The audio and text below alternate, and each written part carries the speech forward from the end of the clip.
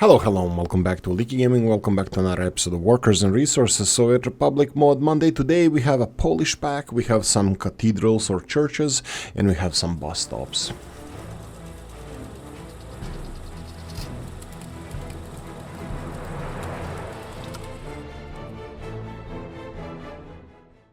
Okay, so this Mod Monday we have three new maps that I really wanted to present here. One of them is second rework of the Ropses map that you're not gonna see here. Second one is the Slovenian map, which definitely is gonna be linked in the description of video, and the third one we're gonna present here at the end. So that means two maps and 6 other mods. This is the first time, potentially last time, that we have 2 maps in the same video, but just a heads up. Anyway, let's get cracking. Admiral Mar, Denis, and Supermarket, 2 modern supermarkets, Magnit and Avoska, represent retail stores in the Russian network. It was based on a store located in Moscow. I plan to add a few more options in the future. Model author, Admiral Denis, and the textures, the same person. Note, this mod does not claim to be realistic, so yeah, I don't know if anybody expects these, but it's fine. I'll express my opinion. There's a description in Russian, I believe, and that's about it. Now, there's 2 shops here. They're just different skins. I think they're absolutely the same. You can see that there's a facade difference, which also can be a skin. Maybe it's a textures thing. I am not 100% sure. And the heating system, sorry, the air conditioning system on top, ventilation is different as well. So yeah, I think you can say that there are different shops. So you have different colors, different shop names, different rooftops. So, but the footprint is similar, and a lot of other times, even the windows are different. They have not the different layout, but some of them are like open and closed, and probably some of the advertisements in front. But anyway, so what it is, it's a shop, 5 tons of meat, which is great. Unfortunately, looks like there's, let's try 80% and then 20%. Let's see how much we would get food-wise. Only 4 tons of food. Usually I like when there's a lot of meat to be sold. That's great, because the meat consumption and deliveries, meat trucks are just too big in the game. So big meat storage is quite important, I think, but in this case I think the food storage might be a little bit on the low side, that we should have more food here. So let's say that this is a downside. Now let's compare it to some of the vanilla shops. Bear in mind that these do not sell electronics. So if we go to the, I think they should be, they're not even showing in the groceries. That's an interesting thing. Where would they show then? Would it be under restaurants? No. Interesting.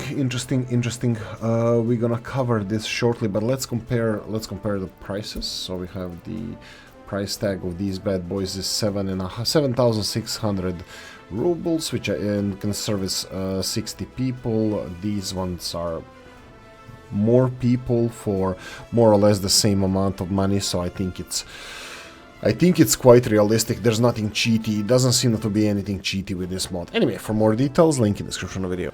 We have Baroque Church number 2 from the 18th century, I believe, or it says 18 Roman numbers, based on a real building in Rzeszów, Poland. Garrison Church of Saint Our Lady Queen of Poland. Laughing emoji there. Built in 1722. This is kind of, I don't want to say traditional, but I think I saw similar churches in the Balkans as well, built like this. But yeah, and anyway, we cannot compare it to anything, because in vanilla we don't have any churches, but in the game. But here we can go and double check. We have Baroque Church does this one, 25,000. This is another mod. 25,000 rubles, I think comparable to the other churches in the game that are commonly used, from Abelian hikes to Ropses ones. I think they are fairly priced, so not a cheaty mod. Link in description of the video. So we have Baroque Church 18th century by Jutland. This is the second church, the bigger one, or this is actually number 1, based on a building in Poznań, Poland. Church of Saint Anthony of Padua. Sveti Antun Padovanski would be in the Balkans. Was opened in the 1728 after 54 years of construction. Wow, 54 years. Okay, they need better construction workers, but that's really interesting. Anyway, a little bit more details, and one thing I didn't say about them, they look a little bit on the clean side, I have to say. The facade looks a little bit immaculate, like kinda looks too clean. Maybe in reality it would look like that, like it was freshly painted, even though it does have some darker spots. It's kind of clean, maybe uniform facade. I don't know if this can be done better, but this is my only criticism about it. It's a church, it does what it says on the tin. So let's go and check the price tag on this bad boy. So if we go under churches, we would go and check Baroque Church, my bad. Let's go with the older mods.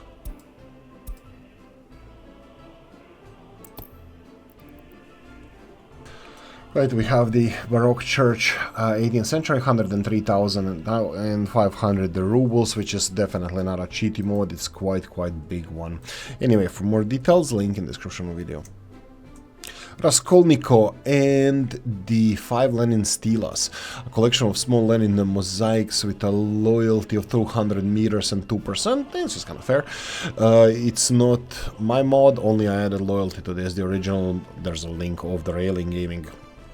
Right, so we have a borrowing of the models, but with increased loyalty, which kind of appreciate, because this is what they're meant to be. I mean, remember so the history, but also that kind of it was meant to increase the loyalty and, you know, passion for one's own country and stuff. So yeah, and of course because Oolykee has a nickname similar to or based on Lenin's nickname, this definitely deserves to be in this video. What about the price tag, I hear you ask? We can go and check. They are around 2,000-3,000 rubles. That's quite expensive. Why they're all the same? Why is this one a little bit more expensive? That's interesting.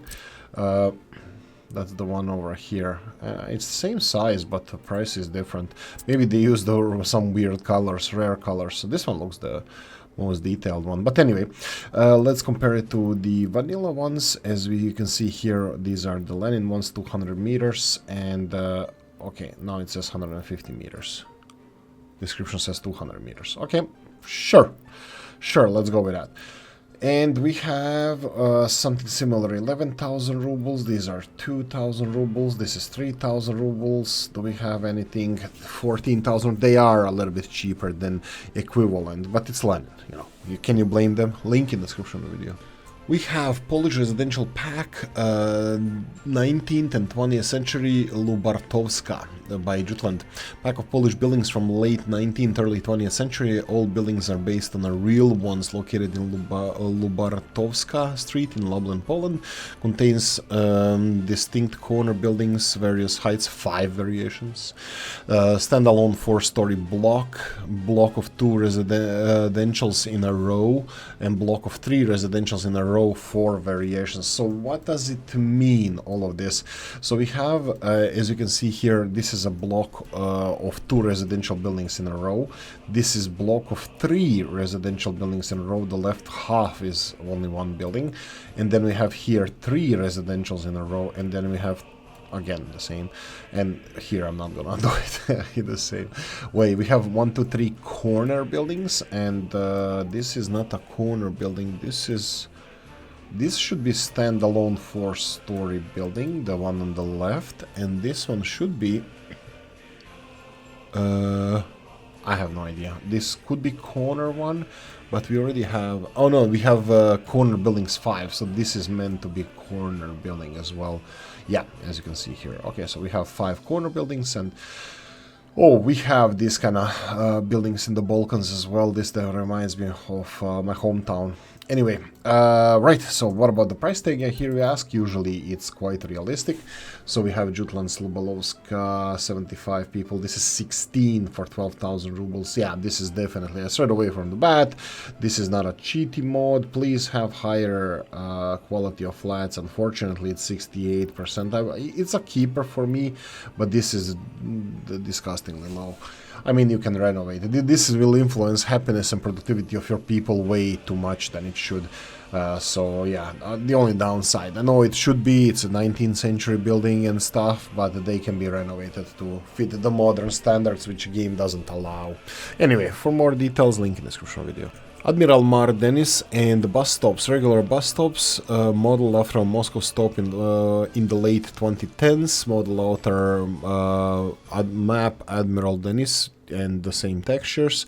Note this model does not claim to be realistic. I want to express my gratitude to Boro for using his code from this public transport stops mode. Support yada yada. So, just the basic bus stops. Some of them have kiosks. It's really cool if we can actually buy stuff from kiosks, like, I don't know, tobacco products or beer. Some of them do not have the kiosks, so this is the difference between them. 2 of them have kiosks, 3 of them do not.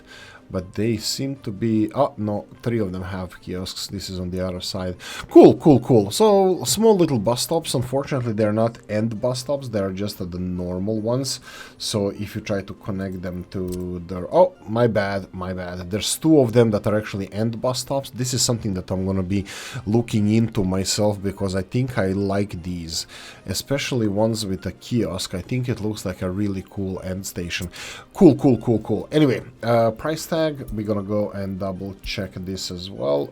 Price tags are 2,000 rubles, 2,700.